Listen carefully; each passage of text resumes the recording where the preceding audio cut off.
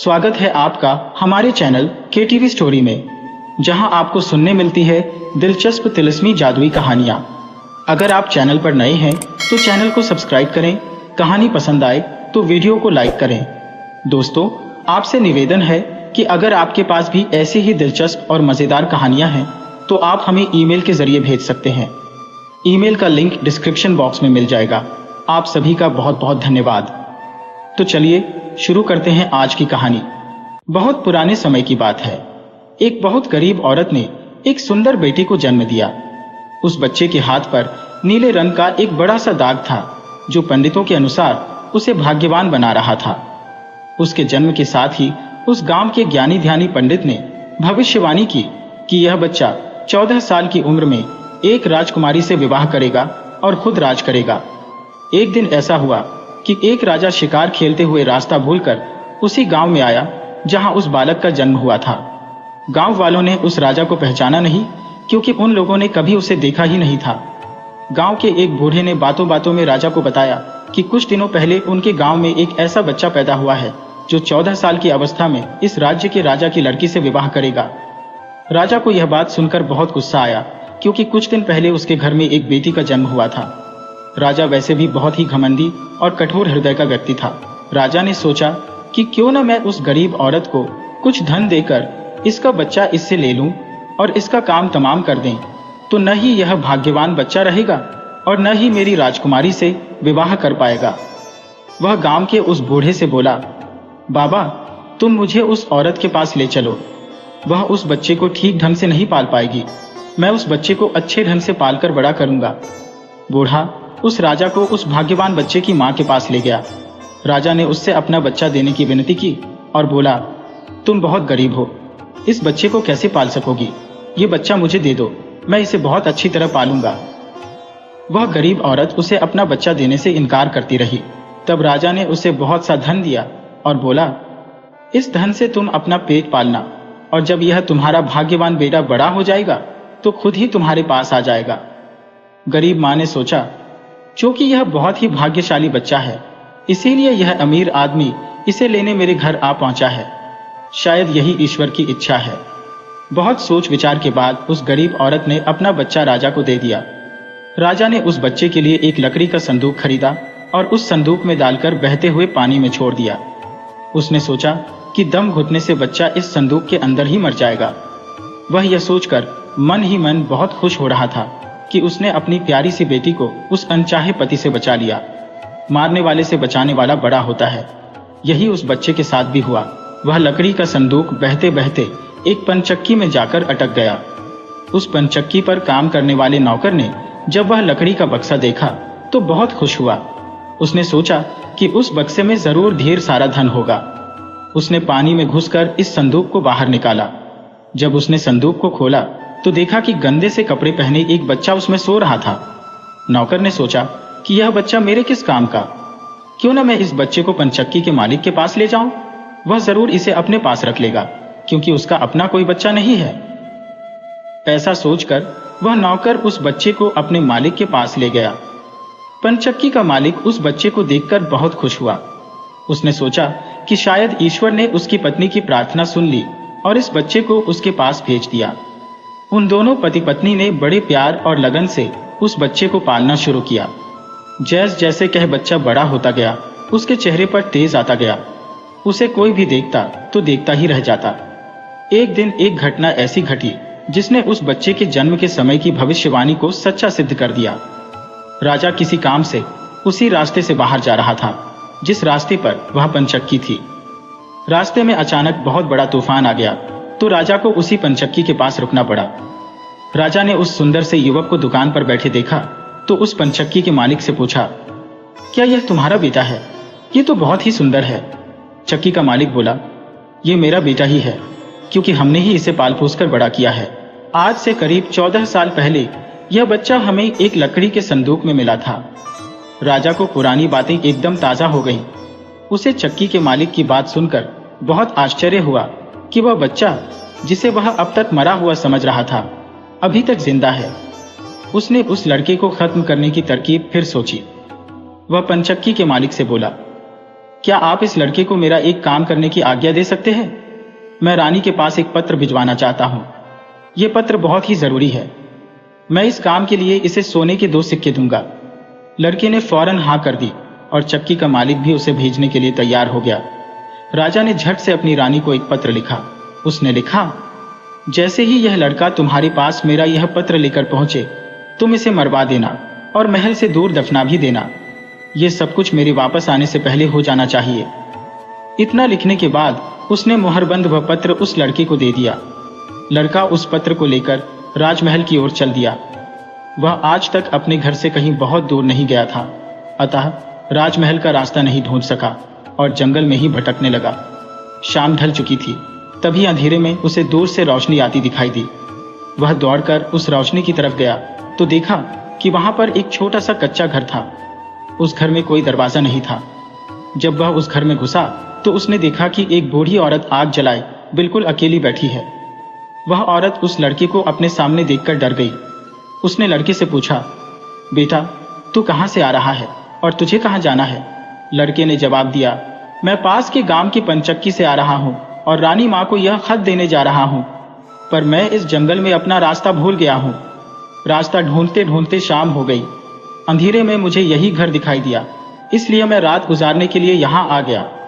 उस बूढ़ी औरत को उस लड़के पर बहुत दया आई, क्योंकि वह डाकुओं के ठहरने की जगह थी और वह बूढ़ी औरत उन डाकुओं की नौकरानी थी। उसे डर था कि अगर डाकुओं ने उसे देख लिया तो उसे मार डालेंगे। लड़के को यह जानकर पहले तो कुछ डर लगा कि वह डाकुओं के घर में घुस गया है, पर अंधेरे में कहीं और जाना भी आसान काम नहीं था और दिन भर चलते रहने के कारण वह बहुत थक चुका था, सो उसे बहुत जोरों की नींद आ रही थी। वह उस बुढ़िया के कहने पर घर के एक कोने में चुपचाप जमीन पर सो गया। आधी रात के बाद जब डाकू उस घर में आए तो किसी और को अपने घर में सोता देखकर अपनी नौकरानी पर बहुत गुस्सा करने लगे। बूढ़ी नौकरानी ने उन्हें सारी बात बता दी और वह चिट्ठी भी डाकुओं के सरदार के हाथ पर रख दी जो उस लड़के ने उसे दिखाई थी। राजा की मोहर देखकर उन डाकुओं को उस चिट्ठी पर कुछ शक हुआ। सरदार ने बड़ी सावधानी से उस चिट्ठी को खोलकर पढ़ा तो सोते हुए उस लड़के पर उसे बहुत तरस आया। उसने उस चिट्ठी को फाड़ दिया और एक दूसरी चिट्ठी उसमें रख दी। उस चिट्ठी में लिखा था, जैसे ही यह लड़का राजमहल में पहुंचे, तुम इस लड़के से अपनी राजकुमारी का विवाह कर देना। यह काम मेरे वापस आने से पहले ही पूरा हो जाना चाहिए। यह खत उन्होंने उस लड़के के सामने रख दिया और सुबह होने से पहले ही डाकू वहां से चले गए। सुबह जब वह लड़का सोकर उठा तो उस बूढ़ी ने उसे कुछ जलपान कराया। फिर वह लड़का राजमहल की ओर चल पड़ा। राजमहल पहुंचकर उसने वह खत रानी मां तक पहुंचा दिया। रानी ने जब खत पढ़ा तो उसे बड़ा आश्चर्य हुआ कि राजा ने यह कैसी आज्ञा दी है। एक अनजान लड़के से वह अपनी राजकुमारी का विवाह कर दे। खत पर राजा की मोहर लगी हुई थी, अतः यह कोई धोखा भी नहीं हो सकता। राजा के वापस आने से पहले ही उसे अपनी बेटी का विवाह इस लड़के से करना था। रानी ने लड़के को अपने पास बुलवाया। उसका भोला भाला और सुंदर चेहरा उसे बहुत पसंद आया और उसने अगले ही दिन उससे अपनी बेटी का विवाह कर दिया। लड़का राजकुमारी के साथ सुख से उस महल में ही रहने लगा। कुछ महीनों बाद राजा वापस अपने राजमहल में आया तो उस लड़के के बारे में जानने के लिए बहुत उत्सुक था, पर उसे जब यह पता लगा कि रानी ने राजकुमारी का विवाह उसी लड़के से करवा दिया है तो उसे बहुत गुस्सा आया। जिस बात को वह नहीं होने देना चाहता था, उसकी पत्नी ने वैसा ही कर दिया। उसने अपनी पत्नी से वह खत मांगा। राजा ने उसमें उस लड़के से राजकुमारी के विवाह की बात लिखी देखकर हतप्रभ रह गया। उसे लड़के पर शक हुआ कि वह पढ़ा लिखा है, जरूर रास्ते में खत बदल दिया होगा। उसने लड़के को अपने पास बुलवाया और उसे सच्चाई बताने की आज्ञा दी। लड़का बोला, हे राजन, मुझे कुछ नहीं पता कि इस खत में आपने क्या लिखा था, क्योंकि मैं तो इसे ऐसा ही लेकर आ गया। हाँ, जंगल में मैंने एक पुराने घर में रात जरूर गुजारी थी, क्योंकि मैं राजमहल का रास्ता नहीं ढूंढ पाया था और जंगल में भटक गया था। राजा को उस लड़की की बात पर विश्वास नहीं हुआ। वैसे भी राजा को उस लड़के से बहुत नफरत थी। वह नहीं चाहता था कि उसकी बेटी से शादी करने के बाद वह इस राज्य का राजा बने। वह लड़के से बोला, मेरी गैरहाजिरी में रानी ने मेरी बेटी की शादी तुझ कंगाल से कर दी है, पर मैं इस शादी को तब तक अपनी सहमति नहीं दूंगा जब तक तू मुझे शैतान के 3 सोने के बाल नहीं लाकर देगा। जब तू ये 3 सोने के बाल मुझे देगा तभी सही मायने में उसका पति बन पाएगा। राजा ने ऐसी असंभव शर्त इसलिए रखी थी कि 3 सोने के बाल ढूंढते ढूंढते ही यह लड़का कहीं मर खप जाएगा। इस प्रकार उसे इस लड़के से अपने आप छुटकारा मिल जाएगा। अब लड़के के आगे राजा की आज्ञा का पालन करने के अलावा कोई और रास्ता नहीं था, क्योंकि अगर वह राजा की आज्ञा का उल्लंघन करेगा तो भी राजा उसे मरवा देगा। इससे अच्छा है कि बाहर जाकर ढूंढने पर शायद वह 3 सोने के बाल लाने में सफल हो जाए। वह अगले दिन मुंह अंधेरे ही शैतान के सोने के बाल ढूंढने निकल पड़ा। चलते चलते वह एक बड़े शहर में पहुंचा। शहर की सीमा पर एक बड़ा सा गेट था, जिस पर हथियारबंद सिपाही पहरा दे रहा था। सिपाही ने उस लड़के से पूछा, यहां तुम्हारा क्या काम है? क्या तुम कुछ समझते और जानते हो? लड़का बोला, मैं सब कुछ समझता और जानता हूं। सिपाही बोला, अगर तुम सब कुछ जानते हो तो हम पर भी एक मेहरबानी करो। हमें भी बताओ कि शहर की सीमा पर यह जो कुआं है, पहले इससे मीठा पानी निकलता था, पर अब इसमें पानी ही नहीं है, यह सूख गया है, क्यों? लड़का बोला, अभी तुम थोड़ा सब्र करो, जब मैं अपना काम खत्म करके वापस आऊंगा तो तुम्हें बताऊंगा। इतना कहकर वह गेट से निकलकर आगे गया। उसके बाद वह दूसरे शहर के बड़े से गेट के पास पहुंचा तो वहां पर भी एक हथियारबंद सिपाही पहरा दे रहा था। उस सिपाही ने भी उस लड़के से पहले वाले सिपाही जैसा सवाल पूछा तो लड़के ने उसे भी वही जवाब दिया। सिपाही बोला, अगर तुम सब कुछ समझते और जानते हो तो कृपा करके मुझे इतना बताओ कि इस शहर की सीमा पर जो सेब का पेड़ लगा है, उसमें पहले सोने के सेब लगते थे, पर अब यह पूरी तरह सूख गया है, अब इसमें पत्तियां भी नहीं लगती। ऐसा क्यों? लड़का बोला, थोड़ा इंतजार करो, अपना काम पूरा करके आने पर मैं इसका जवाब तुम्हें बताऊंगा। इतना कहकर वह आगे चल दिया और चलते चलते तीसरे शहर की सीमा पर पहुंचा तो वहां पर एक बड़ी सी नदी थी, जिसमें एक छोटी सी नाव थी और एक नाविक उस पर बैठा था। नाविक ने उससे पूछा, तुम यहाँ क्यों आए हो और यहाँ के बारे में क्या समझते जानते हो? लड़का बोला, मैं सब कुछ जानता हूँ। नाविक बोला, अगर तुम सब कुछ समझते और जानते हो तो कृपा करके मुझे बताओ कि आने जाने के इस काम से मुझे छुटकारा कैसे मिलेगा? लड़का बोला, इस सवाल का जवाब मेरे वापस आने पर तुम्हें जरूर मिलेगा, पर पहले तुम मुझे नदी पार करवाओ। नाविक ने उसे अपनी नाव पर बैठाकर दूसरे किनारे पर छोड़ दिया। जैसे ही वह नदी के दूसरे किनारे पर गया, उसे वहां नीचे की ओर जाने वाला कच्चा और अंधेरा सा रास्ता दिखाई दिया। वह उसी रास्ते पर चल पड़ा। काफी नीचे पहुंचने पर उसे एक बूढ़ी औरत आंगन में बैठी हुई दिखाई पड़ी। जैसे ही उसने उस घर में प्रवेश किया तो उस बूढ़ी औरत ने उससे पूछा, अरे बच्चे, तू कौन है और यहाँ पर क्यों आया है? तुझे पता नहीं कि यहाँ पर शैतान रहता है? लड़का बोला, मैं ठीक जगह पर आ गया हूँ, अब तुम मेरी सहायता करो। मुझे शैतान के सिर के 3 सोने के बाल चाहिए, नहीं तो मुझे मेरी पत्नी वापस नहीं मिलेगी। बूढ़ी औरत बोली, बेटा, ये तो तेरी बहुत बड़ी मांग है, इसे पूरा करना इतना आसान नहीं है। जब राक्षस घर वापस आकर तुझे यहाँ देखेगा तो कच्चा ही चबा जाएगा, इसलिए मुझे ही तेरी रक्षा करनी पड़ेगी। उस बूढ़ी औरत को लड़के पर तरस आ गया। उसने छींटा बनाकर उसे अपनी स्कर्ट की चुन्नटों में छुपा लिया। लड़का बोला, बूढ़ी माँ, मुझे आपसे 3 सवालों के जवाब भी पूछने हैं। पहला सवाल है, एक कुआं जिसमें से पहले शरबत की तरह मीठा पानी निकलता था, आजकल क्यों सूख गया है? दूसरा सवाल है कि एक सेब का पेड़ जिस पर पहले सोने के सेब लगते थे, अब उस पर पत्ते भी नहीं लगते, वह पेड़ क्यों सूख गया है? तीसरा सवाल है कि एक नाविक को क्यों हमेशा इधर से उधर जाना पड़ता है, उसे इससे छुटकारा क्यों नहीं मिलता? बूढ़ी धाई माँ बोली, ये तीनों बड़े कठिन सवाल हैं। इन सवालों के जवाब भी हमें राक्षस से ही मिल सकते हैं। मैं तेरे लिए यह कोशिश भी जरूर करूंगी, पर अब तो चुपचाप छुप जा, नहीं तो जिंदा नहीं बच सकता। शाम को राक्षस घर पहुंचा। अंदर घुसते ही उसने शोर मचाना शुरू कर दिया। मुझे अपने घर में किसी मनुष्य की गंध आ रही है, आज जरूर कुछ गड़बड़ है। यहाँ कौन आदमी आया था? इतना कहकर उसने पूरे घर में झांक कर देखा, पर उसे कोई भी मनुष्य नहीं मिला। उसकी धाई माँ उस पर गुस्सा करने लगी और बोली, अभी कुछ देर पहले ही तो मैंने पूरा घर साफ किया है, मुझे तो यहाँ कोई मनुष्य नहीं दिखाई दिया। लगता है तेरी नाक में ही मानस गंध घुस गई है।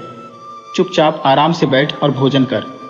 राक्षस को जब कोई मनुष्य नहीं मिला तो उसे अपनी धाई माँ की बात पर विश्वास करना पड़ा। वह चुपचाप खाना खाकर वही जमीन पर बिछी हुई बड़ी सी चटाई पर लेट गया। लेटते ही उसे नींद आ गई। उसकी धाई माँ भी आज उसके पास बिछी दूसरी चटाई पर लेट गई, क्योंकि आज उसे उस राक्षस के बालों से उसके सोने के 3 बाल तोड़ने थे। जब राक्षस नींद में जोर जोर से खरटी लेने लगा तो धाई माँ ने उसके सिर से सोने का एक बाल उखाड़ लिया। राक्षस दर्द से कराह उठा। ओ माँ, तू यह क्या कर रही है? मेरे बाल क्यों खींच रही है? धाई माँ बोली, बेटा, मैंने अभी भयंकर सपना देखा तो डर के मारे तेरे बाल पकड़ लिए। राक्षस बोला, ऐसा कौन सा सपना था जिससे तू इतना डर गई? बूढ़ी धाई माँ बोली, मैंने सपने में देखा कि बाजार वाला कुआं जिससे शरबत निकलता था अब सूखा पड़ा है। इसमें किसका कसूर है? राक्षस बोला, इसे सिवाय मेरे कोई नहीं जानता। उस कुएं के नीचे एक बड़ा सा पत्थर है और उसी पत्थर के नीचे एक बड़ा सा मेढक रहता है। अगर उस बड़े से मेढक को मार दिया जाए तो उस कुएं से फिर से शरबत निकलना शुरू हो जाएगा।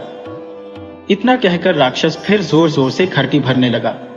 धाई माँ को जब विश्वास हो गया कि राक्षस पूरी तरह से सो गया है तो उसने उसके सिर से सोने का दूसरा बाल उखाड़ लिया। राक्षस फिर जोर से चीखा, ओ माँ, ये तू क्या कर रही है?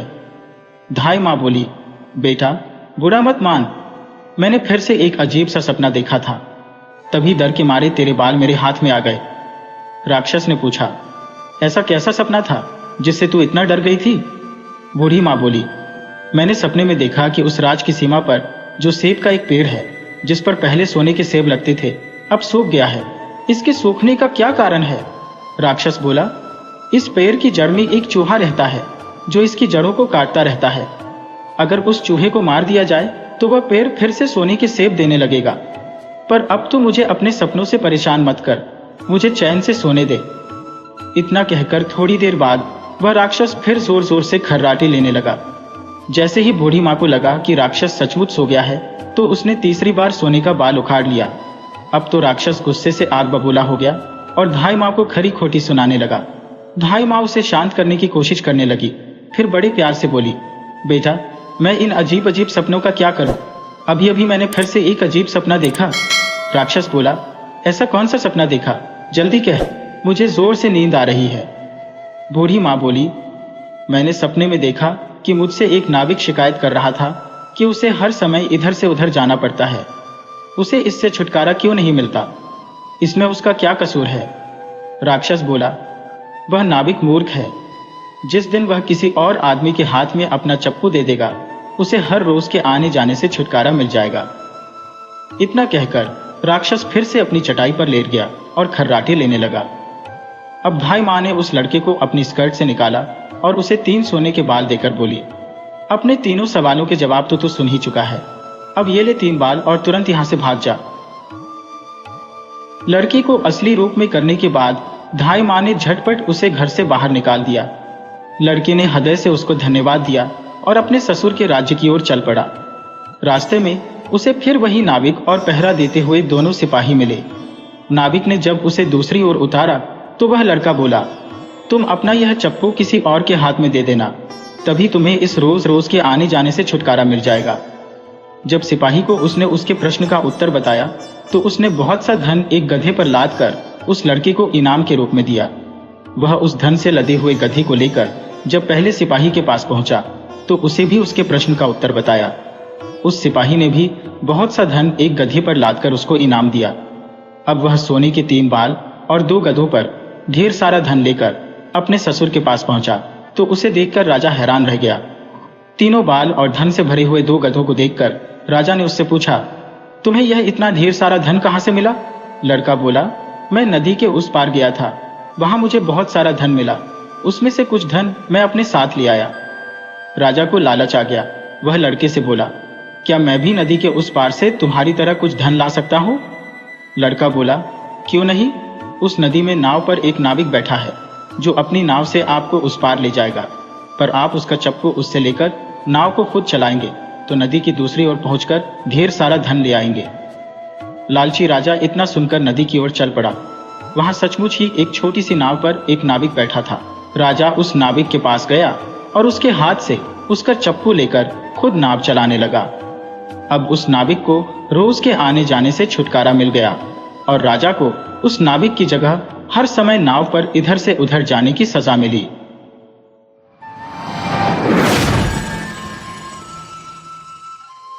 वकील ने उसे पागल ठहराया था, नहीं तो इतने अजीब अपराध का कारण और क्या हो सकता था। एक प्रातः चेतोन के निकट नरकंटों में एक दूसरे की बाहों में लिपटे 2 मृत शरीर पाए गए, एक पुरुष और दूसरी उसकी पत्नी। वह जोध समाज में अच्छा जाना माना, धनी, प्रौढ़, गत वर्ष से विवाहित था। औरत 3 वर्ष पूर्व पहले पति को खो चुकी थी। उनका कोई शत्रु नहीं था और उनको लूटा भी नहीं गया था। वह स्पष्टतया लोहे की छड़ों से एक के बाद दूसरे को पीटने के बाद किनारे पर नदी में फेंका गया था। जूरी की छानबीन से किसी बात का पता नहीं चला। नाविकों से पूछताछ की गई, वे कुछ भी नहीं जानते थे। मामले को बंद किया ही जा रहा था कि पड़ोसी गांव का बढ़ई जॉर्ज लुई, जो जेंटलमैन के नाम से जाना जाता था, ने अपने आप को पेश किया। उसने सारे प्रश्नों का उत्तर देने से इनकार कर दिया, सिवाय इसके, मैं उस आदमी को 2 वर्षों से और उस औरत को 6 महीनों से जानता था। वे प्रायः मेरे पास पुराने फर्नीचर की मरम्मत के लिए आया करते थे, क्योंकि मैं अच्छा काम करता था। जब उससे पूछा गया कि फिर तुमने उन्हें जान से क्यों मार दिया, तो उसने हठपूर्वक उत्तर दिया, मैंने उन्हें मार डाला क्योंकि मैं उन्हें मार डालना चाहता था। इससे अधिक उससे पता नहीं चल सका। वह आदमी निस्संदेह जॉर्ज था, जिसे पहले जनपद की नर्स को सौंपा गया था और बाद में छोड़ दिया गया था। उसका कोई नाम नहीं था सिवाय जॉर्ज लुई के। परंतु जो ही वह बड़ा हुआ, उसने अपनी रुचियों और स्वाभाविक कोमलता से, जिनसे उसके साथी असंबद्ध थे, अपने आप को असाधारण बुद्धिमान सिद्ध किया। इसीलिए उसका उपनाम जेंटलमैन पड़ गया था तथा इस नाम के अतिरिक्त किसी और नाम से पुकारा नहीं जाता था। व्यवसाय के कारण उसे एक स्मरणीय कुशल बढ़ई माना जाता था। वह लकड़ी में थोड़ी बहुत नक्काशी करने का काम भी कर लेता था। यह भी कहा जाता था कि अपनी स्थिति की बाबत उसके अपने विचार थे। वह साम्यवादी सिद्धांतों का अनुसरण करता था, यहाँ तक कि नाचवाद का भी। वह साहसी और हिंसा प्रधान कल्पित उपन्यासों को पढ़ने का बड़ा शौकीन था।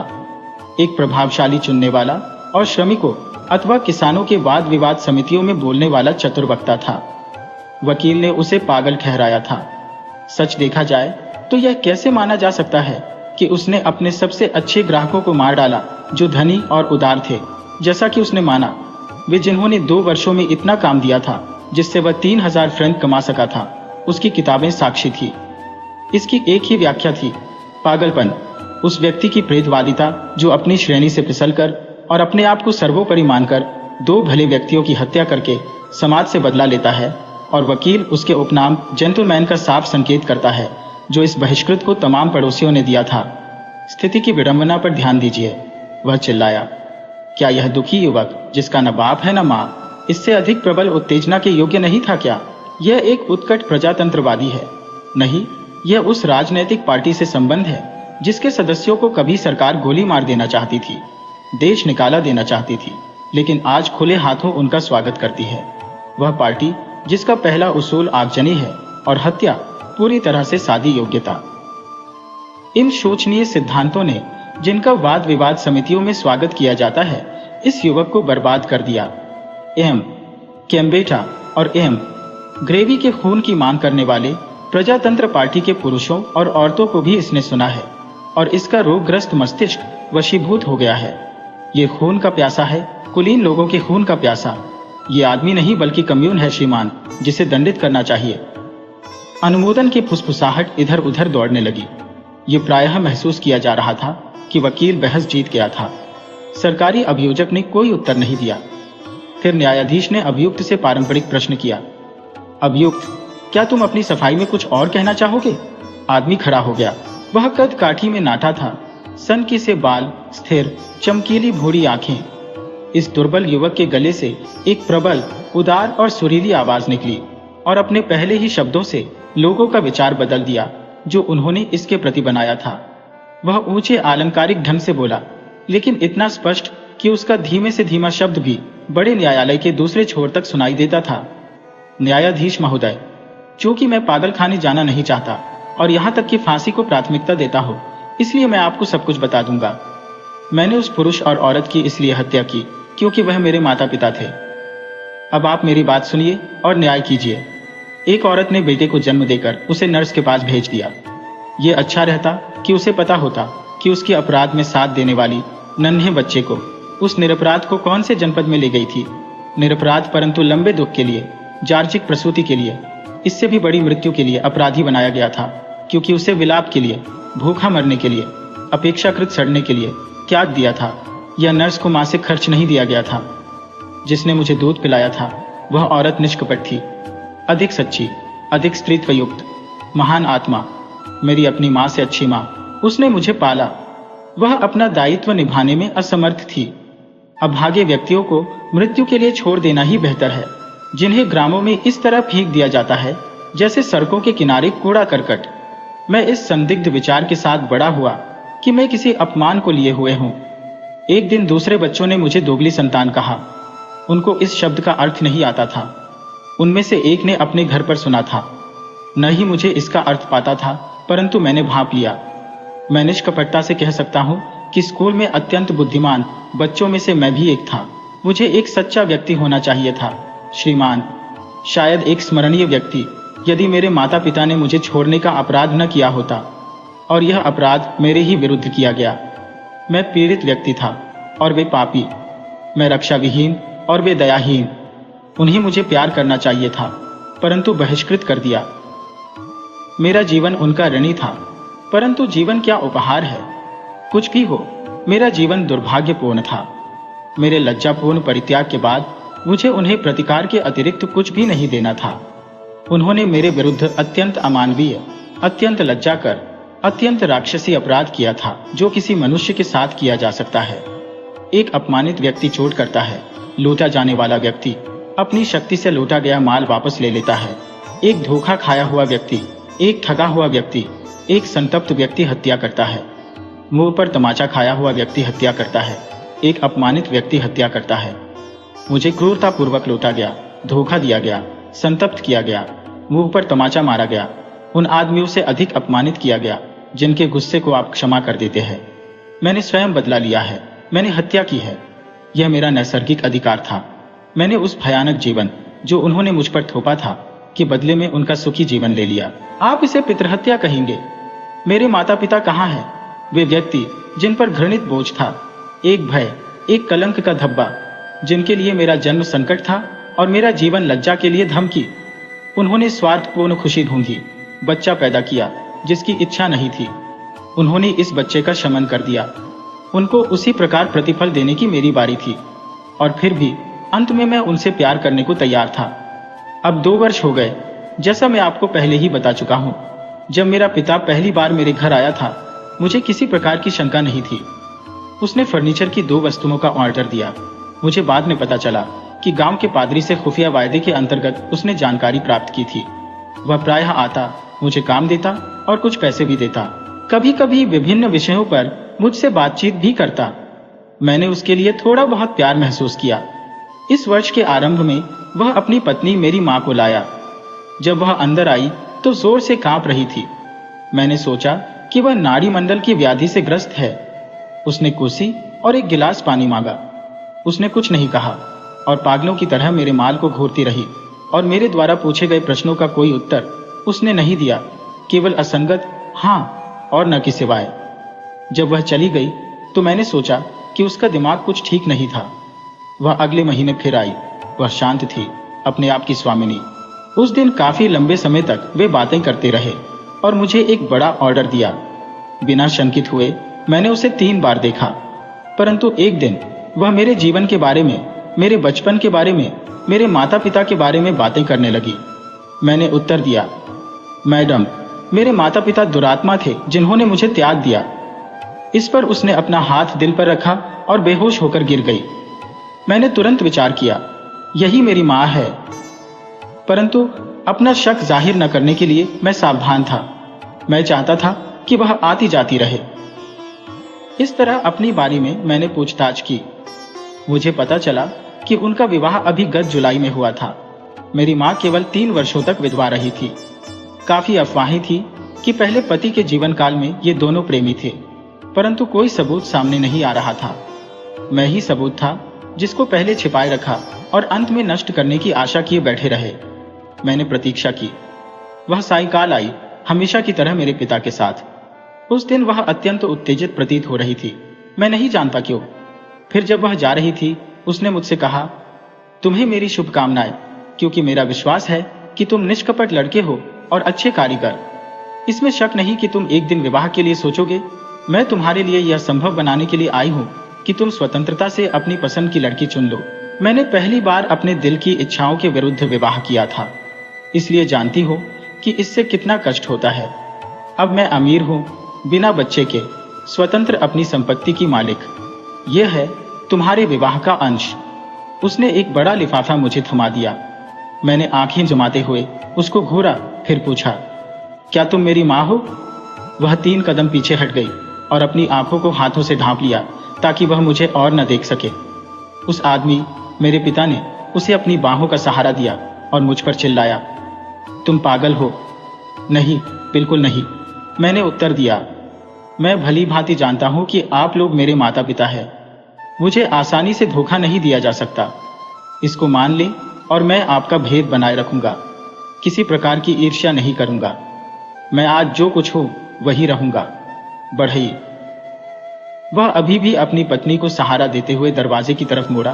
उसने सिसकियां भरनी शुरू कर दी थी। मैंने दौड़कर दरवाजे में ताला लगा दिया और चाबी अपनी जेब में रख ली तथा कहना जारी रखा, मेरी तरफ देखो और फिर इनकार करो कि वह मेरी मां नहीं है। इस पर उसने आत्मनियंत्रण खो दिया और अधिक पीला पड़ गया, इस विचार से भयभीत होकर कि जिस कलंक को अब तक छिपाए रखा वह अब एकाएक सामने आ जाएगा। उनकी स्थिति, उनकी ख्याति, उनका मान एक ही झटके में समाप्त हो जाएंगे। तुम नीच हो, वह चिल्लाया। तुम हमसे पैसा हथियाना चाहते हो। लोग फिर भी कहते हैं कि साधारण आदमियों से अच्छा व्यवहार करो, आपत्तिकाल में उनकी सहायता करो। मूर्ख आदमी, मेरी मां व्याकुलता से बार बार दोहराती रही। आओ चलें, आओ चलें। तब क्योंकि दरवाजे पर ताला लगा था, वह चिल्लाया, यदि तुम तुरंत दरवाजा नहीं खोलते तो मैं तुम्हें भैया दोहन और आक्रमण के अभियोग में कैद करवा दूंगा। मैंने आत्मनियंत्रण बनाए रखा और दरवाजा खोल दिया, फिर उनको अंधेरे में अदृश्य होते देखा। उस समय मैंने अचानक ऐसा महसूस किया कि मैं अभी अभी अनाथ हो गया था, त्याग दिया गया था और गंदे नाले में फेंक दिया गया था। गुस्से, घृणा और निराशा से भरी भयानक उदासी ने मुझे घेर लिया था। मैंने अपने सारे शरीर में भावनाओं का सूझा हुआ जमघट, न्याय की उभरती लहर, सच्चाई, मान, तिरस्कृत प्यार को अनुभव किया। मैंने उनको पकड़ने के लिए सीन नदी के किनारे की तरफ दौड़ना शुरू कर दिया, क्योंकि चेतोन स्टेशन पर पहुंचने के लिए वे वही रास्ता अपनाया करते थे। मैंने बहुत पहले ही उन्हें पकड़ लिया। रात गहरी अंधेरी हो गई थी। मैं घास पर चुपके चुपके दौड़ने लगा ताकि वे मेरी आहट न सुन सकें। मेरी माँ अभी भी रो रही थी। मेरा पिता कह रहा था, यह तुम्हारी अपनी गलती है, उससे मिलने के लिए क्यों जोर देती थी? हमारा यह पागलपन था। हम बिना उसे बताए चोरी चोरी उस पर दया दिखा सकते थे, यह देखते हुए कि हम उसे पहचान नहीं सकते। इस प्रकार के भययुक्त भेदों का क्या लाभ था? फिर मैंने अपने आप को उनके रास्ते में गिरा दिया, प्रार्थी की तरह। स्पष्ट रूप से आप मेरे माता पिता हैं। मैं हकलाया, तुम एक बार मेरा बहिष्कार कर चुके हो, क्या दोबारा मुझे स्वीकार नहीं करोगे? इस पर न्यायाधीश महोदय, उसने मेरी तरफ हाथ उठाया। मैं अपने मान, अपने कानून तथा अपनी सरकार की कसम खाकर कहता हूं, उसने मुझे चोट पहुंचाई और मैंने उसे कोट के कॉलर से दबोचा। उसने अपनी जेब से पिस्तौल निकाली। मैंने लाल रंग देखा। मुझे मालूम नहीं कि मैंने क्या किया। मेरी जेब में कैलिपर थे। मैंने उन्हें गुस्सा दिया अपनी सारी शक्ति के साथ। फिर औरत शोर मचाने लगी, सहायता, हत्या, और मेरी दाढ़ी नोचने लगी। जाहिर है कि मैंने उसे भी मार डाला। मैं कैसे जान सकता हूं कि उस क्षण मैंने क्या किया? जब मैंने दोनों को भूमि पर लेटे देखा, मैंने बिना सोचे उनको सीन नदी में फेंक दिया। बस इतना ही। अब मेरा न्याय कीजिए। अभियुक्त पुनः बैठ गया। इस रहस्य उद्घाटन के पश्चात अभियोग को अगले सत्र तक मुलतवी कर दिया गया। यह जल्दी ही दोबारा सामने आएगा। यदि आप और मैं जोड़ी होते तो इस पितृहत्या के मामले में क्या करते?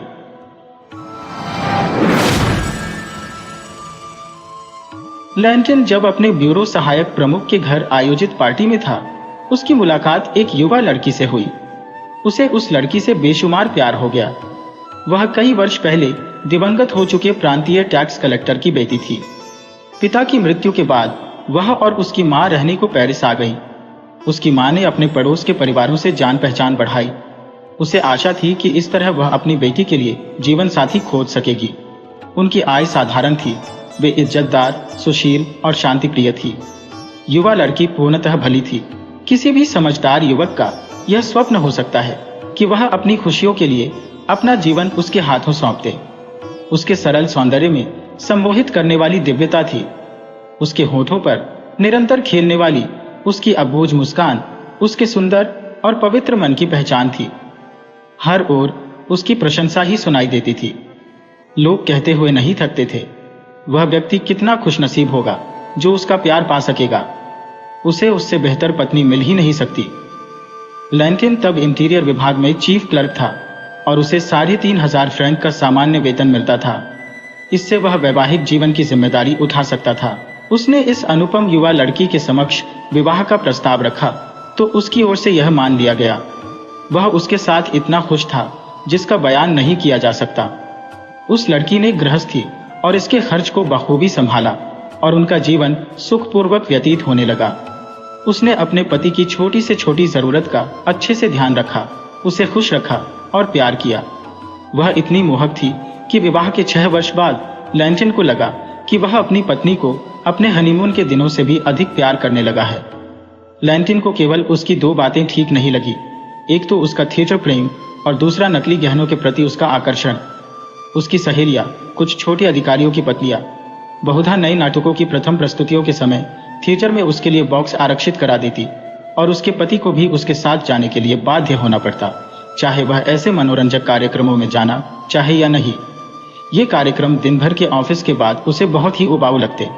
कुछ समय बाद लैंटिन ने अपनी पत्नी से अनुरोध किया कि वह थिएटर जाने के लिए अपने पहचान की किसी महिला से विनती करे कि वह उसके साथ जाए और वापस घर आने तक उसका साथ दे। आरंभ में उसने इस उपाय का विरोध किया, किंतु काफी अनुनय विनय के बाद वह अपने पति की खुशी के लिए ऐसा करने को राजी हो गई। थिएटर के प्रति अपने प्रेम के साथ साथ अब गहनों के प्रति भी उसकी इच्छा उमड़ पड़ी। उसकी वेशभूषा तो पहले की ही तरह अच्छी, सादगीपूर्ण और शालीन थी, किंतु अब उसने अपने कानों में स्फटिक युक्त बड़ी बालियां पहनना शुरू कर दिया, जिनकी चमक ऐसी थी मानो वे असली हीरे की हो। अपने गले में उसने नकली मोतियों का हार और हाथों में नकली सोने के कंगन पहने। उसकी कंघी में कांच के रत्न जड़े हुए थे। उसका पति उसे प्रायः उलाहना देता, प्रिय, यदि तुम असली गहने नहीं खरीद सकती हो तो तुम्हें केवल अपने सौंदर्य और शालीनता के गहनों से सजा होना चाहिए। ये एक स्त्री के नायाब गहने हैं। किंतु मधुर मुस्कान लिए वह कहती, मैं क्या करूं, मुझे गहनों का बड़ा शौक है, केवल यही मेरी कमजोरी है। हम अपना स्वभाव तो नहीं बदल सकते। वह अपनी उंगलियों में मोती का हार लेकर इस तरह घुमाती कि उसमें लगे मणि चमचमाने लगते। वह अपने पति को मनाने के अंदाज में कहती, देखो, क्या यह सुंदर नहीं है? कोई भी यकीन करेगा कि यह असली है। लैंटिन फिर मुस्कुराते हुए जवाब देता, प्रिय, तुम्हारी पसंद दुनिया से अलग है। कभी कभी शाम को वे जब आग के पास बैठकर निजी वार्तालाप कर रहे होते तब वह टी टेबल पर मोरक को लेदर बॉक्स रख देती और लैंटिन कह उठता, इसमें कूड़ा है। किंतु वह नकली गहनों को ऐसा ध्यान लगाकर देखती मानो वे उसे कोई गहन अबूझ खुशी प्रदान कर रहे हो। प्रायः वह अपने पति को एक नेकलेस पहनने पर मजबूर करती और दिल खोलकर हंसते हुए कहती, बड़े अजीब लग रहे हैं आप। फिर वह अपने पति की बाहों में समा जाती और उसे प्यार से चूम लेती। सर्दियों की एक शाम वह नाट्य संगीत का कार्यक्रम देखने गई और ठंड में ठिठुरते हुए घर लौटी। अगली सुबह उसे जोरों की खांसी हो गई। फेफड़ों के संक्रमण के कारण 8 दिनों बाद उसका देहांत हो गया। इस घटना से लैंटिन बुरी तरह टूट गया और उसके बाल 1 माह में ही सफेद हो गए। उसका दिल टूट चुका था। दिवंगत पत्नी का आकर्षण, उसकी आवाज, उसकी मुस्कान वह भुला न पाता और उसका रुदन चलता रहा। समय व्यतीत हुआ पर उसका दुख कम न हुआ। ऑफिस में प्रायः कामकाज के दौरान जब उसके सहयोगी किसी प्रमुख विषय पर विमर्श कर रहे होते, अचानक ही उसकी आंखें डबडबा जाती और उसकी सिसकियां उसे दुख से राहत प्रदान करती। उसकी दिवंगत पत्नी के कमरे की सभी चीजें उसी तरह पड़ी रही जिस तरह वे उसके जीवित होने के समय थी। उसके सभी फर्नीचर, यहाँ तक कि उसके कपड़े भी उसी तरह पड़े रहे जैसे वे उसकी मृत्यु के दिन पड़े थे। समाज से दूर एकांत में रहना और अपने जीवन की उस अमूल्य खुशी के बारे में सोचना ही उसका एकमात्र काम रह गया था। शीघ्र ही उसका जीवन एक संघर्ष हो गया। उसकी आमदनी, जिससे उसकी पत्नी घर के सभी खर्च पूरे कर लेती थी, अब उससे उसकी तत्काल जरूरतें भी पूरी नहीं हो पा रही थी। उसे आश्चर्य हुआ कि उसकी पत्नी उस आमदनी में कैसे बढ़िया शराब और एक से एक व्यंजन की व्यवस्था कर लेती थी जो अब वह अपनी नियमित आय से नहीं कर पा रहा है। उसने अब उधार लेना शुरू कर दिया और जल्द ही कंगाल हो गया। एक सुबह उसने पाया कि उसकी जेब में एक सेंट भी नहीं बचा है। तब उसने कोई सामान बेचने का निश्चय किया। तुरंत ही उसे अपनी पत्नी के चमकीले जवाहरात बेचने का विचार आया। वैसे भी नकली जेवरों के प्रति उसके मन में एक प्रकार का विद्वेष था। इन गहनों को देखने मात्र से ही उसके मस्तिष्क में दिवंगत पत्नी की स्मृति मलिन होने लगती। अपने जीवन के अंतिम दिनों में उसने लगातार खरीदारी की थी और लगभग हर शाम वह नए जेवर लेकर ही लौटती। लैंटिन ने एक समय तक तो उन गहनों की ओर ध्यान नहीं दिया, किंतु अब उसने उस भारी नेकलेस को बेचने की सोची जो उसकी पत्नी को बहुत पसंद था और जिससे लगभग 6 या 7 फ्रैंक मिल सकते थे। इस नेकलेस की कारीगरी बहुत सुंदर थी, पर था तो यह नकली। उसने इस नेकलेस को जेब में रख लिया और किसी भरोसेमंद जौहरी की दुकान का पता लगाने निकल पड़ा। थोड़ी ही दूरी पर उसे एक दुकान मिली जहां वह इसे बेचने के लिए घुसा। वह अपनी तंगहाली पर शर्मिंदगी भी महसूस कर रहा था। उसने दुकानदार से कहा, सर, मैं यह जानना चाहता हूं कि यह नेकलेस कितने मूल्य का है। दुकानदार ने नेकलेस की जांच की, अपने क्लर्क को बुलाया और दबे स्वर में उससे कुछ बात की। इसके बाद उसने गहने को काउंटर पर रखकर उसका प्रभाव जानने के लिए उसे जरा दूर से देखा। लैंटिन को यह हरकतें पसंद नहीं आईं और वह बस यह कहने ही वाला था कि ठीक है, मुझे यह पता है, ये बेकार है। उतने में ही जौहरी ने कहा, सर, इस नेकलेस की कीमत तो 12 से 15 हजार फ्रैंक होगी, पर मैं इसे तब तक नहीं खरीद सकता जब तक आप मुझे यह न बता दें कि यह आया कहां से। लैंटिन की आंखें फटी रह गईं। वह इधर उधर देखने लगा। उसे कुछ समझ में नहीं आया। लड़खड़ाती जुबान में उसने कहा, तुम्हें यकीन है कि तुम क्या कह रहे हो? जौहरी ने रूखे स्वर में कहा, आप इसकी कीमत का कहीं और पता लगा सकते हैं। मुझे नहीं लगता कि इससे ज्यादा कीमत कोई दे पाएगा। अधिक से अधिक मैं 15,000 फ्रैंक के लिए इस पर विचार कर सकता हूं। यदि कोई दूसरा इससे अधिक न दे पाए तो आप मेरे पास दोबारा आ सकते हैं। आश्चर्यचकित लैंटिन ने नेकलेस उठाया और स्टोर के बाहर निकल आया। वह इस पर सोच विचार करने के लिए कुछ समय लेना चाहता था। बाहर निकलने के बाद उसे हंसी आ रही थी। उसने मन ही मन कहा, मूर्ख है वह। क्या उसकी बात विश्वास करने लायक थी? उस जौहरी को तो असली और नकली हीरे का भेद ही नहीं पता। कुछ मिनटों के बाद वह रूद लापे एक शॉपिंग स्ट्रीट में एक दूसरी सुनार की दुकान में गया। दुकान का मालिक उस नेकलेस को देखते ही जोर से बोल उठा, ओह, इसे तो मैं अच्छी तरह जानता हूं, ये यहीं से खरीदा गया था। परेशान लैंटिन ने प्रश्न किया, क्या कीमत होगी इसकी? जी, मैंने इसे 20,000 फ्रैंक में बेचा था।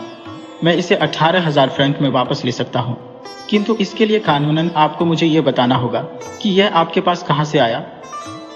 लैंटिन हक्का बक्का रह गया। उसने कहा, किंतु इसकी अच्छी तरह से जांच कर लें। अभी तक मैं यह समझता था कि यह नकली है। जौहरी ने पूछा, अच्छा, आपका नाम क्या है? लैंटिन, मैं मिनिस्टर ऑफ द इंटीरियर में काम करता हूं। मैं मार्टर्स में रहता हूं। दुकानदार ने अपनी लेखा पुस्तक की जांच की और जानकारी दी। यह नेकलेस 20 जुलाई 1876 को मार्टर्स के पते पर मैडम लैंटिन को भेजा गया था। दोनों एक दूसरे को घूरकर देखने लगे। लैंटिन आश्चर्य से अवाक था। जौहरी को लगा कि वह कोई चोर है, पर उसने चुप्पी तोड़ते हुए कहा, क्या तुम यह नेकलेस 24 घंटों के लिए मेरे पास छोड़ सकते हो? मैं तुम्हें इसकी रसीद दूंगा। लैंटिन ने तुरंत कहा, हाँ, ठीक है। फिर वह रसीद लेकर दुकान से चला गया। वह घोर भ्रम की स्थिति में था और इधर उधर सड़कों में भटकता रहा। उसके मन में बहुत से सवाल उठ रहे थे। उसकी पत्नी के पास पैसे ही कहां थे कि वह इतना महंगा गहना खरीद सके? नहीं, यह संभव नहीं। तब तो यह कोई उपहार होगा। पर यह उपहार किसने दिया होगा और उसे यह क्यों दिया गया? वह रुका और सड़क के बीच खड़ा रहा। अपनी पत्नी के बारे में उसे भारी संदेह होने लगा। तब तो अन्य सभी गहने भी उपहार ही होंगे। उसके नीचे की धरती हिलने लगी। सामने का वृक्ष उसे गिरते हुए लगा और वह चक्कर खाकर जमीन पर गिर पड़ा। उसे दवाखाने में होश आया, जहां राहगीर उसे उठाकर ले गए थे। उसने कहा कि उसे घर पहुंचा दिया जाए। घर पहुंचते ही उसने अपने आप को एक कमरे में बंद कर लिया और रात होने तक रोता रहा। अंततः थका हुआ वह बिस्तर पर लेट गया। वह पूरी रात बेचैन रहा। अगली सुबह उठकर वह धीरे धीरे ऑफिस जाने की तैयारी करने लगा, पर ऐसे सदमे के बाद उसे काम करने का मन नहीं हो रहा था। अतः उसने नियोक्ता को पत्र भेजकर ऑफिस न आने के लिए माफी मांगी।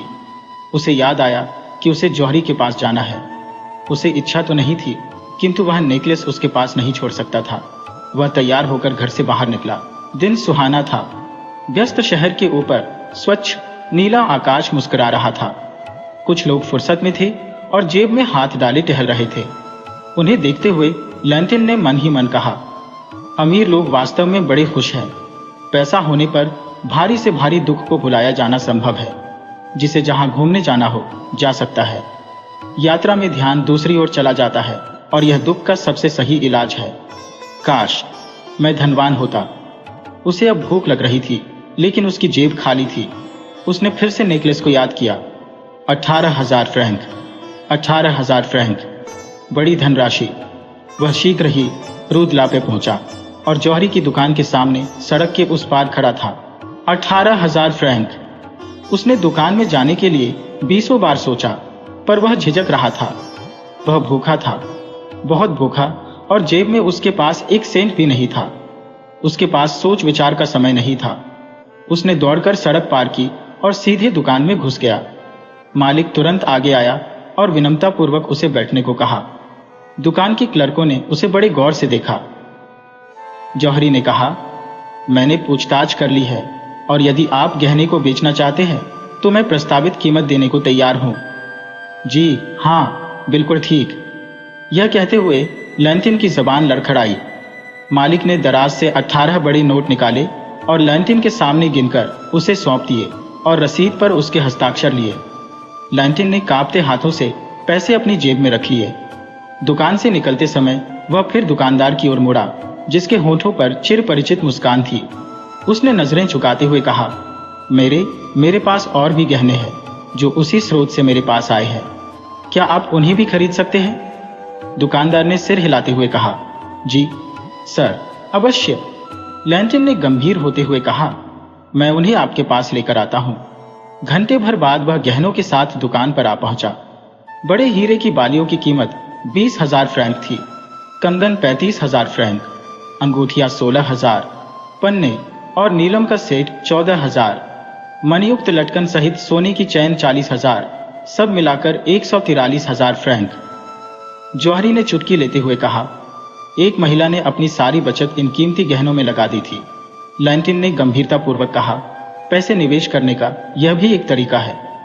उस दिन उसने वाइसेन में लंच किया और शराब पी, जिसकी कीमत 20 फ्रैंक प्रति बोतल थी। इसके बाद उसने एक वाहन किराए पर लेकर बॉयस का दौरा किया। चारों ओर वह तिरस्कार भरी नजरों से देखता रहा और लोगों से चीख चीख कर ये कहने से खुद को नहीं रोक सका, मैं भी अमीर हूं, 200,000 फ्रैंक की पूंजी है मेरी। अचानक ही उसे अपने नियोक्ता की याद आई। वह वाहन से ऑफिस पहुंचा और बड़ी खुशमिजाजी के साथ प्रवेश करते हुए कहा, सर, मैं अपने पद से इस्तीफा देने आया हूं। मुझे 300,000 फ्रैंक विरासत में मिले हैं। उसने अपने पूर्व सहयोगियों से हाथ मिलाया और उन्हें विश्वसनीय ढंग से अपनी भावी योजनाओं के बारे में बताया। उसके बाद वह भोजन करने कैफे एग्ने चला गया। भोजन के दौरान वह अभिजात्य वर्ग के एक सज्जन के पास बैठा और उसे बड़े ही गोपनीय अंदाज में बताया कि उसे भाग्यवश 400,000 फ्रैंक विरासत में मिले हैं। वह अपनी जिंदगी में पहली बार थिएटर से नहीं उबा और शेष रात एक मस्ती भरे मनोरंजक कार्यक्रम में व्यतीत की। 6 माह बाद उसने दोबारा शादी की। उसकी दूसरी पत्नी प्रतिभावान पर गर्म मिजाज थी। उससे वह बहुत दुखी रहा।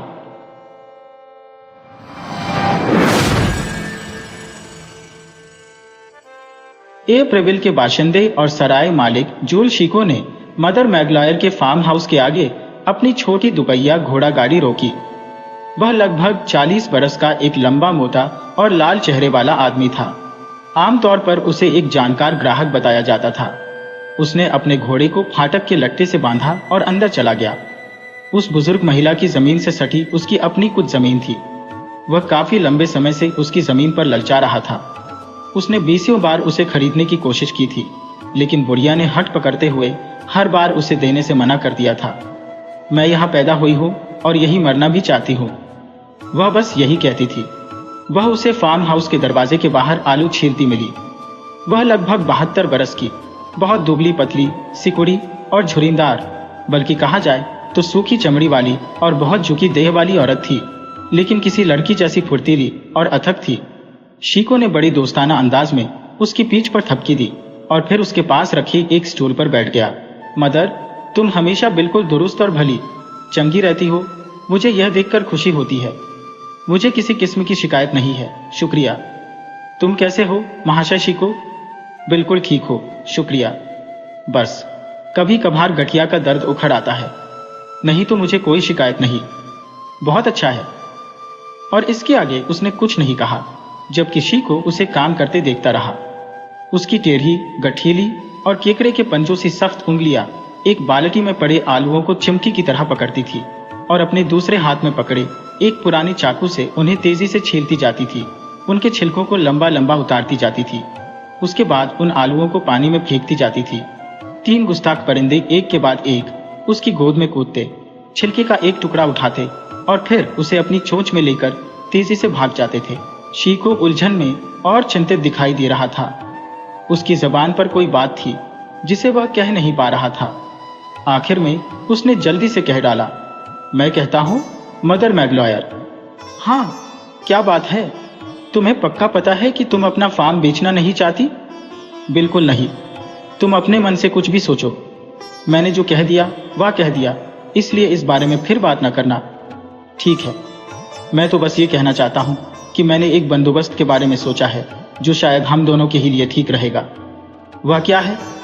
ये देखो, तुम इसे मुझे बेचोगी और फिर भी वह तुम्हारे पास ही रहेगा। नहीं समझी? ठीक है, तो अब जो मैं कहने जा रहा हूं उसे बस सुनती जाओ। बूढ़ी औरत ने आलू छीलने छोड़ दिए। वह अपनी घनी भौहों के नीचे से सराय मालिक को ध्यान से देखने लगी और वह बोलता गया, मैं अपनी बात साफ कर दूं। हर महीने मैं तुम्हें 150 फ्रैंक दूंगा। मेरी बात समझ रही हो ना? हर महीने में तुम्हारे लिए 30 क्राउन यानी 150 फ्रैंक लेकर आऊंगा। इससे तुम्हारी जिंदगी में थोड़ा सा भी फर्क नहीं पड़ेगा, थोड़ा सा भी नहीं। तुम्हारे पास तुम्हारा अपना घर होगा, ठीक जैसे इस समय है। तुम्हें मेरे बारे में परेशान नहीं होना होगा और तुम्हारे ऊपर मेरा कोई कर्ज भी नहीं होगा। तुम्हें तो बस मेरा पैसा लेना होगा। क्या यह बंदोबस्त तुम्हारे लिए ठीक रहेगा? उसने बूढ़ी औरत को खुशमिजाजी से, बल्कि शायद दयालुता के भाव से देखा। बूढ़ी औरत ने जवाब में उसे अविश्वास के भाव से देखा कि इसमें कहीं उसे फंसाने की कोई चाल तो नहीं। वह बोली, जहां तक मेरा सवाल है तो यह बिल्कुल ठीक लग रहा है, लेकिन इससे तुम्हें फॉर्म नहीं मिलेगा। उसकी चिंता मत करो। वह बोला, तुम यहां तब तक बनी रहोगी जब तक सर्वशक्तिमान परमेश्वर तुम्हें जिंदा रखेंगे। तुम्हें बस वकील के सामने एक करार पर दस्तखत करने होंगे कि तुम्हारे मरने के बाद यह मेरा होगा। तुम्हारे पास कोई बच्चा नहीं है, बस भतीजे भतीजियां हैं जिनकी तुम कोई परवाह नहीं करती हो। क्या तुम्हारे लिए यह ठीक रहेगा? तुम्हारे जीते जी सब कुछ तुम्हारे पास रहेगा और मैं तुम्हें हर महीने 30 क्राउन देता रहूंगा। जहां तक तुम्हारा सवाल है तो इसमें बस फायदा ही फायदा है। बूढ़ी औरत चकित रह गई, बल्कि उसे थोड़ी बेचैनी भी हुई, लेकिन फिर भी उसे सहमत होने का प्रलोभन हुआ और उसने जवाब दिया, मैं यह नहीं कहूंगी कि मैं इस पर राजी नहीं हूं, लेकिन मैं इस बारे में सोचना जरूर चाहूंगी। तुम 1 हफ्ते में आना और तब हम इस पर फिर से बात करेंगे। उसके बाद ही मैं तुम्हें अपना पक्का जवाब दूंगी। और शिको चला गया। वह उस राजा की तरह खुश था जिसने एक साम्राज्य जीत लिया था। मदर मैग्लॉयर सोच में पड़ गई और उस रात वह बिल्कुल नहीं सोई। सच पूछा जाए तो 4 दिन तक वह हिचकिचाहट के बुखार में रही। कहने को उसे ऐसा अंदेशा हो रहा था कि इस पेशकश के पीछे ऐसा कुछ था जिसमें उसका फायदा नहीं था, लेकिन फिर इस ख्याल ने उसमें लालच भर दिया कि हर महीने उसे 30 क्राउन मिलेंगे। वे सारे सिक्के उसके एप्रन में खनकेंगे, मानो उसके कुछ किए बिना वे आसमान से उसके लिए गिरेंगे। उसने नोटरी के पास जाकर उसे इस बारे में बताया।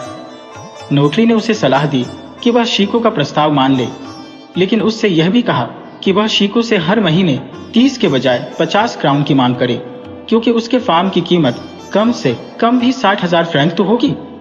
अगर तुम 15 साल और जीती हो, नोटरी ने कहा, तब भी वह इसके लिए तुम्हें केवल 45,000 फ्रैंक ही देगा। बूढ़ी औरत हर महीने 50 फ्रैंक मिलने की इस संभावना पर खुशी से सिहर गई, लेकिन उसे अब भी शंका हो रही थी।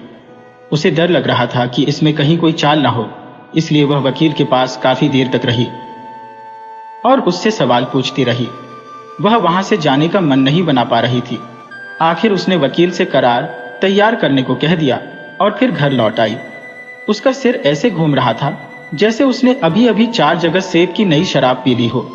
जब शीको उसका जवाब लेने आया तो उसने बहुत मान मनोबल करवाई और कह दिया कि वह उसकी पेशकश मानने का मन नहीं बना पाई है।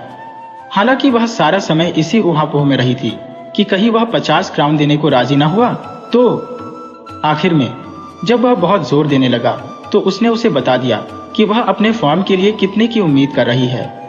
वह जैसे चकित और निराश हो गया। फिर उसने इनकार कर दिया।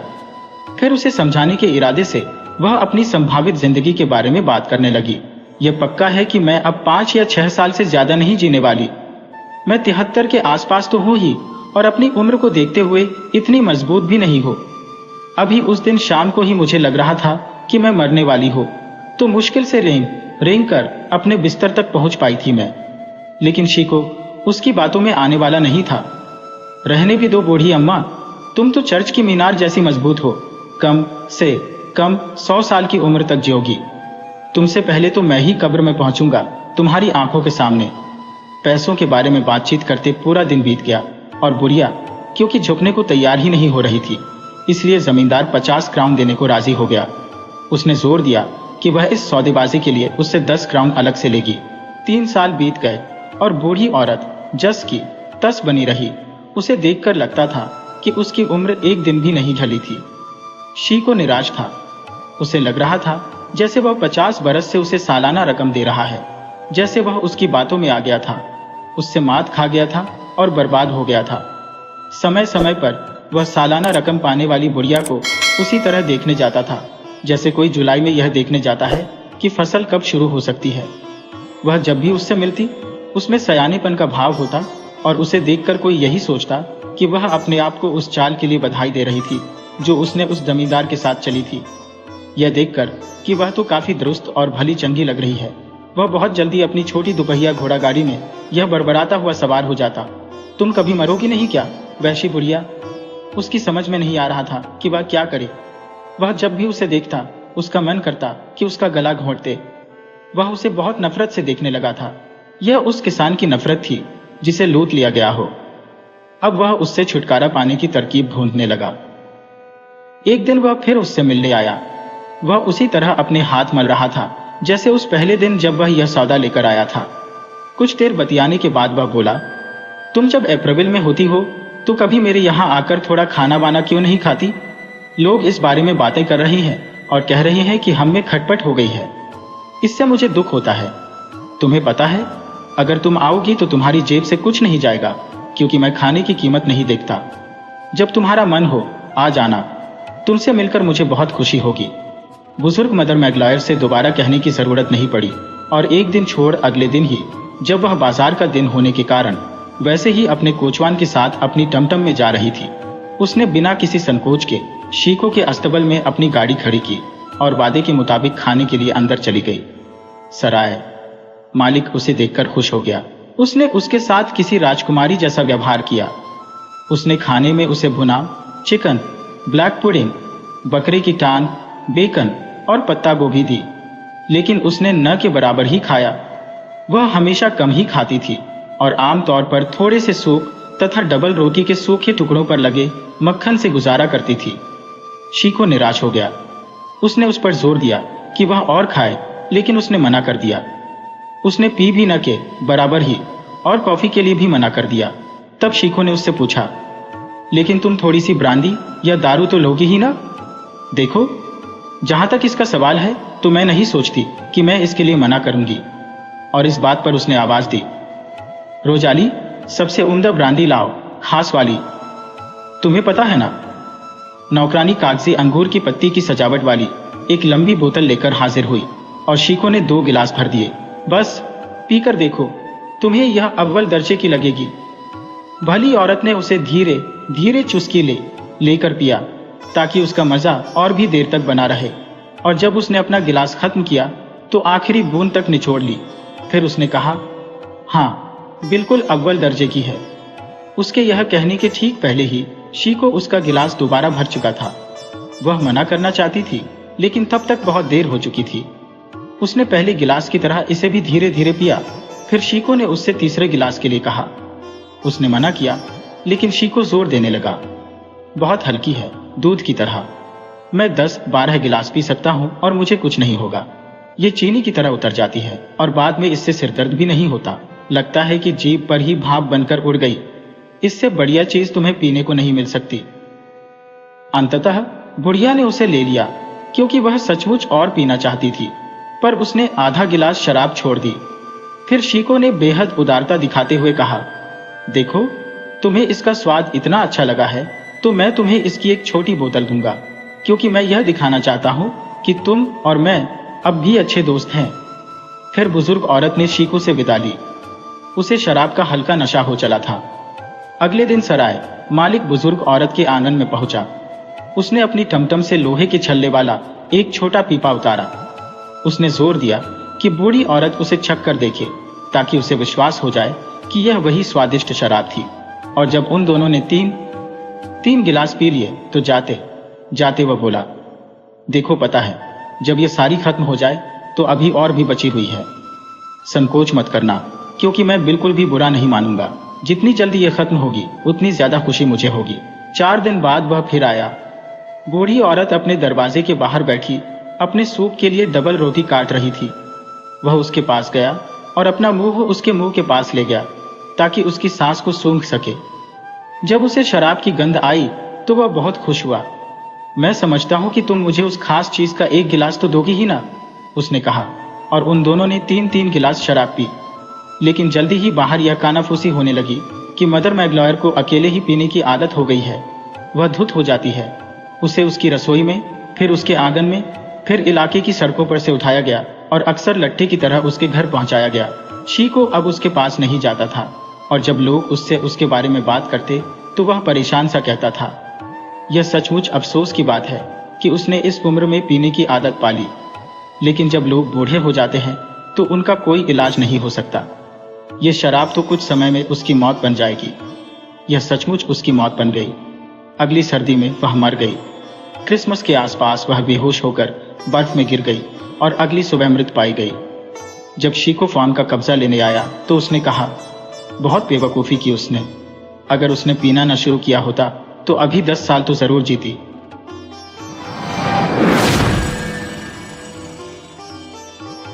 एक छोटे से जलाशय के समीप पहाड़ी की तलहटी में घास फूस से बने एक दूसरे से सटे हुए 2 छप्पर थे। वहां की उपजाऊ जमीन पर अपने बच्चों की परवरिश करने के लिए 2 किसान परिवार कड़ी मेहनत करते थे। प्रत्येक परिवार में 4-4 बच्चे थे। दोनों परिवारों के बच्चे सुबह से शाम तक आपस में सटे हुए दरवाजों के ठीक सामने कृमि जीवों के झुंड की तरह धमाल मचाए रहते। दोनों बड़े बच्चे 6 वर्ष के तथा दोनों छोटे कोई 15 महीनों के हुए होंगे। दोनों घरों में विवाह और बच्चों के जन्म लगभग एक ही समय पर हुए थे। दोनों घरों की माताएं उस गली कूचे में बड़ी मुश्किल से अपने अपने बच्चों को अलग से पहचान पाती। दोनों पिता भी उनकी पहचान में गच्चा खा जाते। उनकी चेतना में 8 नाम निरंतर घूमते घूमते गड्ढमड्ढ हो जाते थे, और जब किसी एक को बुलाना होता तो प्राय 3-4 नाम बुलाने के बाद ही वे सही नाम पुकारने में सक्षम हो पाते। रोलपोर्ट नाम के उस जलाशय के पास वाले पहले घर में तुवाच परिवार रहता था, जिनकी 3 बेटियां अब 1 बेटा था, जबकि साथ वाले दूसरे घर में वालिंज रहते थे और इनकी 3 बेटे अब 1 बेटी थी। दोनों परिवार खाने में सूप, आलू आदि तथा ताजी हवा के सहारे किसी प्रकार स्वयं को जीवित रखे हुए थे। मुर्गाबिया जैसे अपने समूह को एकत्रित करके संभालती है, ठीक वैसे ही गृहिणियां बच्चों को सवेरे 7 बजे, फिर दोपहर में और सायंकाल कोई 6 बजे खाना देने के लिए इकट्ठा कर लेती थी। बच्चे आयु के अनुशासन के अनुसार कोई 50 वर्ष पुराने लकड़ी से बने हुए मेज के इर्द गिर्द बैठ जाते थे। सबसे छोटे का मुंह बड़ी मुश्किल से मेज के किनारे तक पहुंच पाता था। आलू पकाने के लिए उपयोग किए गए पानी में नरम किए गए रोटी के टुकड़ों से भरी हुई तश्तरी मां उनके सामने परोस देती थी। इसके साथ आधी बंद गोभी, अब 3 प्याज भी होते थे। इस तरह वे भरपेट खाना खा लेते थे। सबसे छोटे को मां स्वयं खिलाती। प्रत्येक रविवार बंद पतीले में पकाया गया थोड़ा सा मांस उन सबके लिए मन भाते खाजे के समान होता था। पिताजी धीरे धीरे थोड़े से मांस का आनंद काफी देर तक लेते और फिर कहते, कहीं ये मांस मुझे हर रोज मिल पाता। अगस्त महीने की दोपहर में एक छोटी घोड़ा गाड़ी दोनों छपरियों के ठीक सामने आकर रुकी, जिसे एक नवयौवना चला रही थी। उसने साथ बैठे भद्र पुरुष को कहा, ओह, वह देखो हेनरी, उन बच्चों को देखो, वे सभी धूल में लथपथ खेलते हुए कितने सुंदर लग रहे हैं। पुरुष ने कोई उत्तर नहीं दिया। वह ऐसे प्रशंसापूर्ण कथनों का आदी हो चुका था। इनसे उसे कष्ट पहुंचता था, क्योंकि उसे इनमें अपने लिए जैसे कोई झिड़की सी दिखाई पड़ती थी। पर उस युवती ने बोलना जारी रखा, मैं उनका चुंबन अवश्य लूंगी। कितना ही अच्छा होता यदि इनमें से एक, वह सबसे छोटे वाला, मेरे पास होता। वह कूदकर बग्घी से बाहर आ गई, फिर दौड़ती हुई बच्चों के पास पहुंची। दोनों छोटे वाले तुआची बच्चों में से एक को पकड़कर अपने हाथों में उठा लिया और धूल में सने उसके गालों को, मिट्टी में लिपटे उसके बालों को तथा उसके छोटे छोटे हाथों को बेतहाशा चूमने लग पड़ी, जबकि बच्चा उसकी इन गुस्ताखी भरी थपकियों को परे हटाने की कोशिश करता रहा।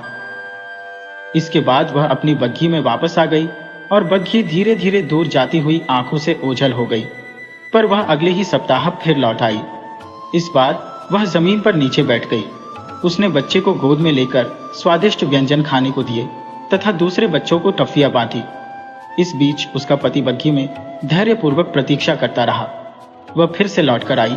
इस बार उसने बच्चों के माता पिता से जान पहचान बढ़ाई। अब वह प्रतिदिन आने लग पड़ी। उसकी जेब हर बार स्वादिष्ट मिठाइयों व सिक्कों से भरी होती थी। उस महिला का नाम था मादाम हेनरी हुबीर। एक दिन प्रातः वे दोनों, महिला और उसका पति, बग्घी से उतरकर नीचे आए। महिला, जो अब बच्चों से भली भांति परिचित हो चुकी थी, उनके पास बिना रुके किसानों के घर के अंदर चली गई। वे सूप तैयार करने के लिए आग जलाने में व्यस्त थे। उसे देखकर वे हैरान होकर खड़े हो गए। उन्होंने उन्हें बैठने के लिए कुर्सियां दी। वह युवती कांपते हुए स्वर में संकोच पूर्वक कहने लगी, मैं आप भद्र लोगों को मिलने इसलिए मिलने आई हूं क्योंकि मैं ले जाना चाहती हूं, आपके छोटे बेटे को अपने साथ ले जाना चाहती हूं। इस पर वे सभी बेहद हैरान होकर कुछ भी जवाब न दे सके। उस युवती ने एक लंबी सांस ली और कहने लगी, मेरे और मेरे पति के पास कोई बच्चा नहीं है। हम बिल्कुल अकेले हैं। हम उसे अच्छी तरह रखेंगे। क्या आप उसे देने को राजी हैं? किसान की पत्नी अब समझ गई थी। उसने पूछा, तुम चार्लट को हमसे दूर ले जाना चाहती हो? नहीं, मैं उसे किसी कीमत पर नहीं दूंगी। इस पर हुबीर महाशय ने बीच में बोलते हुए कहा, मेरी पत्नी अपनी बात आपके समक्ष अच्छी तरह से नहीं रख सकी है। हम उसे गोद लेना चाहते हैं, पर वह आप लोगों को मिलने आता रहेगा। यदि वह एक अच्छा इंसान बना, और हमें पूरा विश्वास है कि वह बनेगा, तो वह हमारा उत्तराधिकारी होगा। यदि भविष्य में कहीं हमारे अपने बच्चे हुए, तो भी वह बराबर का हकदार होगा। किंतु यदि वह हमारी परवरिश के अनुसार आशा अनुरूप न निकला, तो हम उसके 20,000 फ्रांक नोटरी के पास जमा करवा देंगे, जो बालिग हो जाने पर उसे मिल जाएंगे। और हमने आपके बारे में भी सोचा है। आपको अब से लेकर जीवन पर्यंत 100 फ्रेनंक प्रतिमा मिला करेंगे। क्या आप हमारी बात भली प्रकार समझ गए हैं? अब तो किसान की पत्नी गुस्से में भरकर खड़ी हो गई और चिल्लाने लगी, तुम चाहते हो कि मैं चार्लट को तुम्हें बेच दूं? नहीं, कभी नहीं। वह कोई वस्तु नहीं है जिसे एक मां से दे देने के लिए आप मांग सके। यह सोचना भी कितना पापपूर्ण है। इस बीच उसका पति गंभीर बना सोच में डूबा रहा। उसने कुछ नहीं कहा, परंतु लगातार सहमति में गर्दन हिलाते हुए उसने अपनी पत्नी की हाँ में हाँ मिला दी। मादाम हुबर अत्यंत हताश होकर रोने लगी। वह अपने पति की ओर उन्मुख होकर सिसकियां लेते हुए उस बच्चे के समान, जिसकी प्राय हर इच्छा पूरी की जाती है, कहने लगी, वे नहीं मानेंगे हेनरी, वे नहीं मानेंगे। हेनरी ने अंतिम कोशिश करते हुए कहा, जरा सोचिए मेरे दोस्तों, बच्चे के भविष्य के बारे में, उसकी खुशियों के बारे में, उसके। पर मां ने जैसे और न सह पाने की मुद्रा में उनकी मांग बीच में ही ठुकराते हुए कहा, इसमें सोचने योग्य कुछ भी नहीं है। आप लोग चले जाइए और दोबारा यहां नजर भी मत आइए। इस तरह बच्चे को ले जाने की जिद करने के लिए आपको शर्म आनी चाहिए। लौटने को तैयार होते हुए मादाम हुबरी को याद आया कि वहां पर 2 छोटे बच्चे थे। आंखों में आंसू भरकर किसी बिगड़ैल जिद्दी औरत की तरह, जो और अधिक इंतजार न कर सकती हो, उसने कहा, वह दूसरा बच्चा आपका तो नहीं? क्या वह आपका है? श्रीमान तुवेशी ने उत्तर दिया, वह हमारे पड़ोसी का है। आप चाहे तो उनसे मिल सकते हैं। इतना कहकर वह अपने घर के अंदर चला आया, जहां उसकी पत्नी आश्चर्य एवं गुस्से से भरी तिरस्कारपूर्ण मुद्रा में खड़ी थी। इधर वेलेंचो परिवार खाने की प्लेट में से पूरी कंजूसी के साथ छुरी की नोक से थोड़ा थोड़ा मक्खन रोटी के टुकड़ों पर फैलाकर खाने के मेज पर खाना खा रहा था। हुबेर परिवार ने अपनी वही मांग पूरी सावधानी और चतुराई के साथ दोहरानी शुरू की। वेलेंस ने अपनी गर्दन सहमति में हिलाई किंतु यह जानने पर कि उन्हें 100 फ्रैंक मिलेंगे, वे दोनों एक दूसरे की ओर कुछ हैरान होकर सवालिया निगाह से देखने लगे। वे काफी देर तक आहत सी संकोचपूर्ण मूक अवस्था में बैठे रहे। अंत में पत्नी ने पूछा, आपका क्या विचार है? उसके पति ने उत्तर दिया, हमें इस बारे गंभीरता से सोचना चाहिए। मादाम हुबैर ने चिंतित मुद्रा में कांपते हुए उनको कहा कि उन्हें बच्चे के भविष्य के बारे में, उसकी खुशी के बारे में सोचना चाहिए, और यह भी कि बाद में बड़ा हो जाने पर वह उन्हें पर्याप्त धन भी दे सकेगा। इसी बीच वेलिन महाशय ने पूछा, क्या वे 100 फ्रैंक प्रतिमाह देने का वादा नोटरी के सामने करेंगे? श्रीमान हुबैर ने उत्तर में कहा, निस्संदेह, हम यह कल ही कर देंगे। मादाम वेलिन कुछ सोचते हुए बोली, कुछ वर्षों में ही यह लड़का कमाना शुरू कर देगा, अतः 100 फ्रैंक कुछ कम है, 120 फ्रैंक हमें स्वीकार होंगे।